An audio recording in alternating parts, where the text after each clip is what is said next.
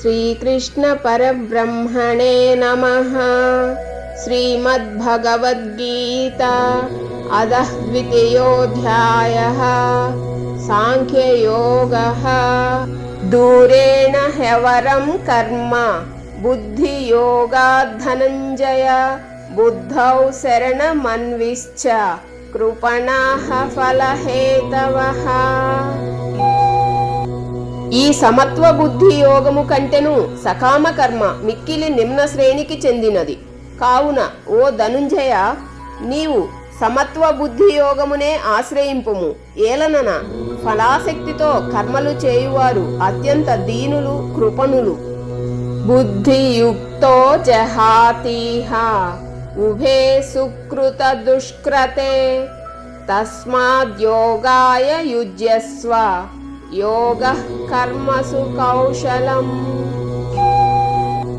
సమత్వ బుద్ధియుక్తుడైన వాడు పుణ్య పాపములను రెండింటినీ ఈ లోకమునందే త్యజించును. అనగా కర్మ ఫలములు వానికి అంటవు. కనుక నీవు సమత్వ బుద్ధి రూపయోగమును ఆశ్రయింపుము. ఇదియే కర్మాచరణమునందు కౌశలము. అనగా కర్మబంధముల నుండి ముక్తుడగుటకు ఇదియే మార్గము. కర్మజం బుద్ధియుక్తా హి ఫలం త్యక్త్వా మనీషిణః. జన్మబంధ వినిర్ముక్తాః పదం గచ్చంత్యనామయం. ఏలనన సమబుద్ధియుక్తులైన జ్ఞానులు కర్మఫలములను త్యజించి జనన మరణ బంధముల నుండి ముక్తులయ్యెదరు. అంతేగాక వారు నిర్వికారమైన పరమపదమును పొందుదురు. యదా తే మోహ కలిలం బుద్ధిర్వ్యతితరిష్యతి తదా గంతాసి నిర్వేదం శ్రోతవ్యస్య శ్రుతస్య చ. మోహమనడి ఊబి నుండి పూర్తిగా బయటపడినప్పుడే నీవు వినబోవు ఇహపరలోక సంబంధమైన సమస్త భోగముల నుండి వైరాగ్యమును పొందగలవు. శృతి విప్రతిపన్నాతే యథా స్థాస్యతి నిశ్చల సమాధావచలా బుద్ధిః తదా యోగమవాప్స్యసి. నానా విధములైన మాటలను వినుట వలన విచలితమైన నీ బుద్ధి పరమాత్మ యందు నిశ్చలముగా స్థిరముగా ఉన్నప్పుడే నీవు ఈ యోగమును పొందగలవు. అనగా నీకు పరమాత్మతో నిత్య శాశ్వత సంయోగము ఏర్పడును. అర్జున ఉవాచ స్థిత ప్రజ్ఞస్య కా భాషా సమాధిస్తస్య కేశవ. స్థితధీః కిం ప్రభాషేత కిమాసీత వ్రజేత కిం. అర్జునుడు పలికెను, ఓ కేశవ, సమాధి స్థితుడై పరమాత్మ ప్రాప్తినందిన స్థిత ప్రజ్ఞుని యొక్క లక్షణములెవి? అతడు ఎట్లు భాషించును, ఎట్లు కూర్చును, ఎట్లు నడుచును? శ్రీ భగవాన్ వాచ ప్రజాహాతి యథా కామాన్ సర్వాన్ పార్థ మనోగతాన్ ఆత్మన్యేవాత్మనా తుష్టః స్థిత ప్రజ్ఞస్తదోచ్యతే.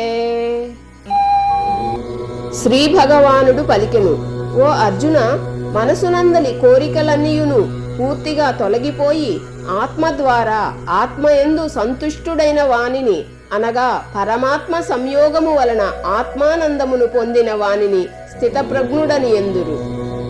దుఃఖేష్వనుద్విగ్నమనాః సుఖేషు విగత స్పృహః వీతరాగ భయ క్రోధః స్థితధీర్మునిరుచ్యతే. దుఃఖములకు కృంగిపోని వాడును, సుఖములకు పొంగిపోని వాడును, ఆసక్తిని భయక్రోధములను వీడిన వాడును అయినట్టి మననశీలుడు స్థితప్రజ్ఞుడనబడును. యః సర్వత్రానభిస్నేహః తత్తత్ ప్రాప్య శుభాశుభం నాభినందతి నద్వేష్టి తస్య ప్రజ్ఞా ప్రతిష్ఠత.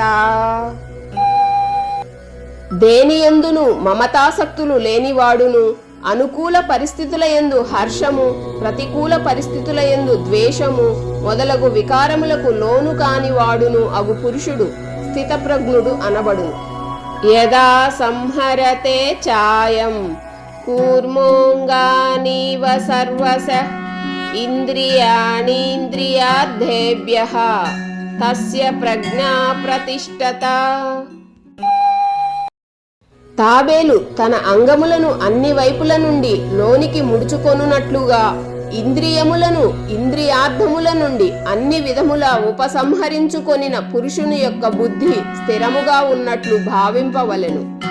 విషయా వినివర్తంతే నిరాహారస్య దేహినః రసవర్జం రసోప్యస్య పరం దృష్ట్వా నివర్తతే. ఇంద్రియముల ద్వారా విషయములను గ్రహింపని వాని నుండి ఇంద్రియార్థములు మాత్రము వైదొలుగును, కాని వాటిపై ఆసక్తి మిగిలియుండును. స్థితప్రజ్ఞునకు పరమాత్మ సాక్షాత్కారమైనందువలన వాని నుండి ఆ ఆసక్తి కూడా తొలగిపోవును.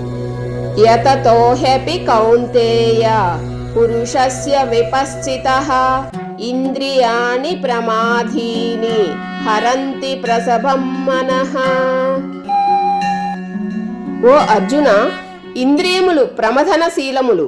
మనుష్యుడు వాటిని నిగ్రహించుటకు ఎంతగా ప్రయత్నించినను ఆసక్తి తొలగిపోనంత వరకును అవి అతని మనసును ఇంద్రియార్థముల వైపు బలవంతముగా లాగికొని పోవుచునే ఇండును.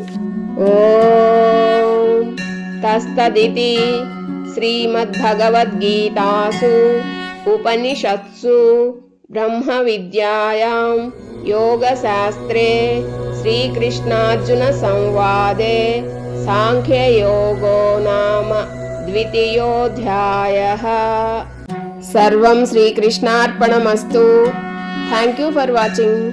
జై శ్రీకృష్ణ. రాధే రాధే. కృష్ణం వందే జగద్గురుం.